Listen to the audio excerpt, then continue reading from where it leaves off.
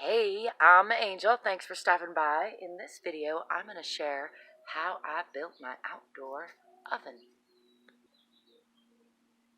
The very first thing you got to consider when you're building an outdoor oven is, where are you going to build it? In proximity to your kitchen, overhead, no wires or home eaves or trees, which this spot in my yard is a little close. My tree's been growing since I started this project, so I may need to trim that back and make sure there's no deadwood over my chimney. So location is important to consider. And then the base is the next thing you need to consider. Now, I have seen people build on a portable base, a lighter model, and that is an option. Even that model is going to weigh quite a bit, so you're going to have to think about a really strong base. And in most cases, you're going to be building a permanent foundation, essentially. I've built them out of blocks. This one is built on an old remnant tire wall. You can see this. I got some sunshine here. So these are packed earth into tires, and that's really not really relevant to the stove part because it's going to get all plastered in. You're not going to see it, and I'm going to be insulating that rubber quite well with a lot of mass and insulation so that you don't have to worry about the heat transferring down into that. Obviously, a pizza oven, you're talking about hundreds, if not potentially thousands of degrees of heat.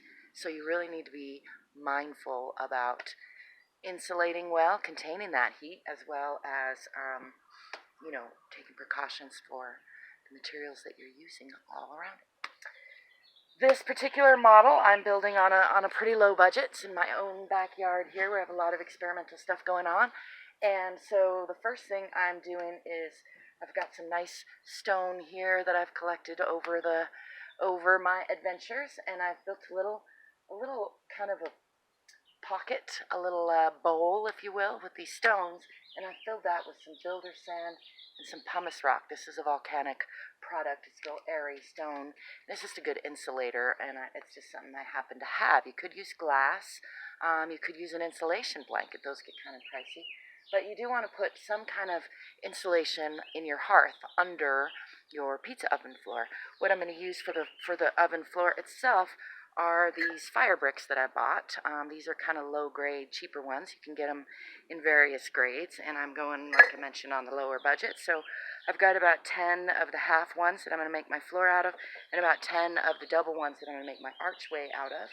And I'll be sharing, there are some specifics to the dimensions, the ratio of the dimensions that you want to keep in mind. And I'm going to be using I believe a 23-inch or so, 22 to 24-inch dome structure. So I'm going to build the bottom out of bricks, and then I'm going to put I'm going to pre-make a dome. I think I'm going to use a ball form.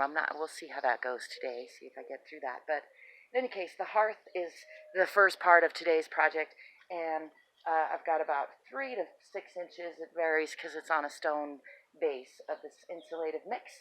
And now I'm going to mix up some fire clay. I'm using Hawthorne fire clay, which is about $20 a bag right now for 50 pounds.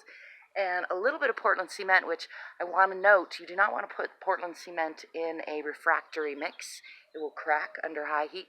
But because I'm putting this refractory brick over my mix, I'm taking a chance that it is going to withstand the heat. We will find out, right? So I'm going to build, because I also want it to be strong.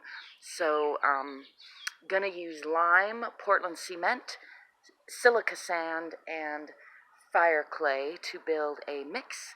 And actually, I think I'm going to put pumice in that too. We'll see. I will report back with what I actually use.